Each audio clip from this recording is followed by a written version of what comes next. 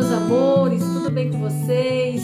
Espero que sim, nós estamos aqui para fazermos mais um Reflita Comigo nesta noite abençoada.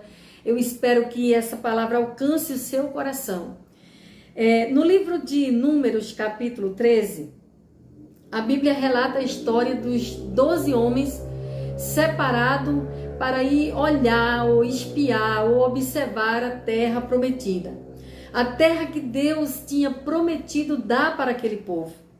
E a Bíblia diz que Deus disse para Moisés: Moisés, separem homens, de cada tribo de Judá, das 12 tribos de Judá, e mandem a observar a terra. E a Bíblia diz que Moisés pegou ali 12 homens, 12 cabeças que estavam ali à frente daquelas 12 tribos. Cada uma tinha o seu representante. E mandou ir, aleluia, para a terra. Observar a terra, ver como era a terra, ver se aquela terra era fértil, se ela era boa, aleluia, para produzir, ver os habitantes daquela terra, se ela tinha mata, se as suas cidades eram fortificadas. Deus queria um relatório completo daqueles homens, aleluia, e a Bíblia diz que eles foram. E aqui no versículo 20 diz assim: mas também qual é a terra, se fértil ou estéril, se nela há matas ou não, tem de ânimo e trazendo o fruto da terra. Eram aqueles dias os dias das primícias das uvas. E aqueles homens foram, e a Bíblia diz que eles passaram 40 dias naquelas terras, observando, andando por elas, vendo os povos, vendo quem habitava ali, vendo as suas cidades, conhecendo um pouco daquela cidade que Deus prometera dar para o povo de Israel, para eles. E a Bíblia diz que ao cabo de 40 dias eles voltaram e ali se reuniu a congregação, Moisés e a congregação, e eles apresentaram o que eles tinham visto, o que eles tinham observado, qual era o que eles iam trazer para aquele povo que estava ali agora esperançoso. Eles queriam saber os acontecimentos. Eles queriam saber o que aquele povo tinha observado, o que eles traziam de novidade. Eles estavam ali querendo saber as novidades que aqueles 12 homens tinham para passar para eles. E a Bíblia diz que eles trouxeram um cacho de uva, que eram precisos 2 homens para carregar. A Bíblia diz que eles trouxeram figos. A Bíblia diz que eles trouxeram romãs. E a Bíblia diz que eles começaram a falar. O fruto, irmão, que eles trouxeram era uma prova viva da fertilidade daquela terra, de como aquela terra era boa, de como ela estava pronta para o cultivo. E a Bíblia diz que eles começaram a falar da terra, e dizer que verdadeiramente aquela era uma terra que manava leite e mel. Porque Deus tinha prometido dar para o povo de Israel uma terra tão boa que nela manava leite e mel. E a Bíblia diz que depois eles começaram a falar dos homens que habitavam naquela terra, dos habitantes. E a Bíblia diz que ali habitavam vários homens, os jebuseus, os amorreus. Haviam ali vários homens. E a Bíblia diz que ao começar a falar dos homens, a Bíblia diz que Caleb, tomando a palavra, disse: vamos subir àquela cidade, vamos subir animosamente, animados, porque Deus nos dará aquela terra. Mas a Bíblia diz que aqueles homens, eles difamaram a terra, eles começaram a falar mal. E ao falar mal da terra, eles não observaram que o que eles falavam trazia para o povo desânimo, trazia para o povo insegurança, trazia para o povo medo, trazia para o povo ficar incrédulo, amedrontado. A população, a igreja, o povo, a congregação começou ali a ter divergências de pensamento, começou ali a nascer uns que pensavam do jeito, outros que pensavam de outros, uns que acreditavam no que Josué e Caleb dizia, outros que acreditavam no que os 10 homens diziam a respeito da cidade, a visão daqueles homens com relação ao povo que morava ali era tão pequena que eles disseram que eles se viram como gafanhotos. E eles imaginavam que eles também observavam os homens, eles, né, como se eles fossem gafanhotos. Irmão, nós temos que ter muito cuidado com o julgamento que fazemos, porque às vezes nós fazemos um julgamento e não tem nada a ver.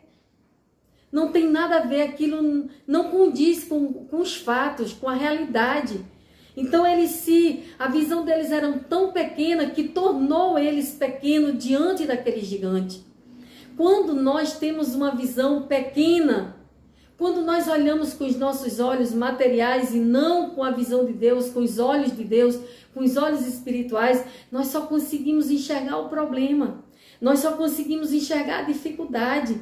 Eles perceberam que a terra era fértil, que a terra era boa, que a terra estava pronta para produzir, mas eles não queriam lutar, eles não queriam guerrear, e eles sabiam que para eles possuir a terra, era preciso eles tirarem aqueles homens que estavam lá, aquele povo, aquela população que estava naquela terra. Eles precisavam tirar aquele povo para poder eles se apossarem da terra. E eles não estavam com esse ânimo, eles não estavam com essa disposição. Eles só conseguiam ver o problema. Eles só conseguiam ver a dificuldade. Mas diante das lutas, irmãos, as dificuldades, elas só não trazem para nós tristeza, mágoas, sentimentos de angústia. Não, elas trazem para a nossa vida também grandes aprendizados. Se nós observarmos e estivermos ligados no Senhor, num só propósito, num só ideal, nós vamos conseguir extrair das lutas grandes ensinamentos que vai servir de edificação para a nossa vida. É preciso nós estarmos ligados no Senhor para podermos nós observar o que nos cerca da maneira certa, da maneira correta. Fazer um julgamento daquilo que está nos cercando, para poder nós termos, falarmos alguma coisa. E ao falarmos, e ao agirmos, e ao tomarmos uma atitude, essa atitude ela tem que servir de edificação para nós e para a vida de outros. Não podemos trazer desânimo por causa da nossa pequena fé, por causa das nossas dúvidas, por causa dos nossos medos, por causa das nossas incertezas. Não podemos passar isso para os demais, para a nossa família, por exemplo. Se às vezes o pai de família, ele é aquela pessoa ali amedrontada, ele não vai conseguir trazer algo bom para a sua família. E assim é vice-versa. Então nós precisamos ter uma visão ampla de Deus, das coisas de Deus, do amor de Deus. Imagine como ficara Deus diante das murmurações, diante das incredulidades, diante da insegurança do povo, diante das incertezas daquele povo. Imagine como ficou Deus, que prometeu dar uma terra para o povo que manava leite e mel, uma terra fértil, uma terra farta de coisas boas. Era como se aquele povo estivesse dizendo para o próprio Deus que a escolha dele não era boa, que ele não sabia escolher. Irmão, precisamos ter cuidado, porque a incredulidade nos afasta do Senhor. A incredulidade faz com que nós perca a bênção, porque a incredulidade traz também murmuração. A incredulidade daquele povo, o medo daquele povo, a incerteza daquele povo trouxe murmuração. E a Bíblia diz que parece que isso não teve muita importância, mas isso causou um transtorno muito grande no meio do povo de Deus, uma discórdia muito grande, trouxe para o povo de Deus divisão. E isso, sabe o que aconteceu? Resultou, se você ler nos capítulos que vem logo em seguida, você vai ver que isso fez com que o povo ficasse de fora da terra prometida. Porque duvidaram, porque não olharam com os olhos espirituais, porque não creram na promessa. Se Deus prometeu, meu irmão, não importa se tem gigantes na terra, não importa se a terra está dominada por homens, se as suas casas são fortalezas, não importa. Deus quer que nós creia. Deus quer que nós creia, porque na medida que a gente crê na bondade do Senhor, na promessa, na medida que nós nos apossarmos da promessa do Senhor, oh, louvado seja o nome do Senhor, bendito seja Deus, nós vamos estar honrando o Senhor que fez a promessa. E aquele que prometeu é fiel para cumprir. Passa céus e terra, porém a sua palavra é fiel, é verdadeira, é justa, é segura, é infalível. Meu irmão, não olhe para a dificuldade. Não coloque a sua visão somente no que os seus olhos materiais possam ver, mas coloque na promessa que prometeu Deus para com você. E prossiga. Suba animada, vá para o mundo da oração animada, vá para o jejum animado, avivado, crendo, profetizando, tomando posse da vitória pela fé. Porque não andamos por vista, andamos por fé. Andamos por fé, é de fé em fé. Louvado seja Deus, não é por vista, meu irmão, é por fé.